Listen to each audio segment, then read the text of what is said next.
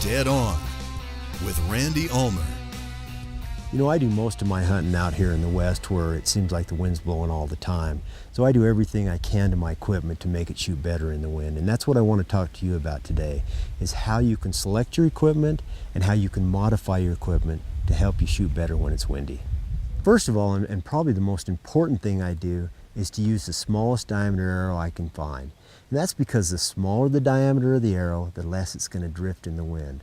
Now, another benefit of using a skinny arrow is it takes a lot less fletching to get it spinning compared to a fatter shaft. So you can use small fletchings, and the smaller the fletchings you use, the less wind drift you'll have.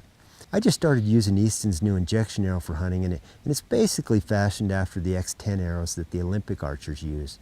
And these arrows were designed specifically to reduce wind drift. Heavy arrows buck the wind better, and it seems to me that the higher the front of center I use, the better my arrows fly in the wind, and also the better they group.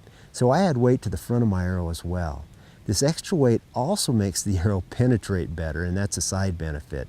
And I even go so far as to use a 125 grain broadhead to help increase my front of center. I also use an overdraw so I can shoot a short arrow, because the shorter the arrow, again, the less surface area there is, and that means less drag and less wind drift. And I try to keep my sight and my quiver really small and as close to the bow as possible. And I usually don't even use a stabilizer because it adds more surface area to the bow. But if you feel you need to use a stabilizer, use something with a really thin profile like the fused blade. I use small fletchings and I put them on at the maximum offset I can get. And I use an extremely low profile mechanical broadhead. Again, the smaller the surface area, the less it's going to drift in the wind. I use a detachable quiver, and if the wind's blowing hard, I'll actually take the quiver off before I shoot.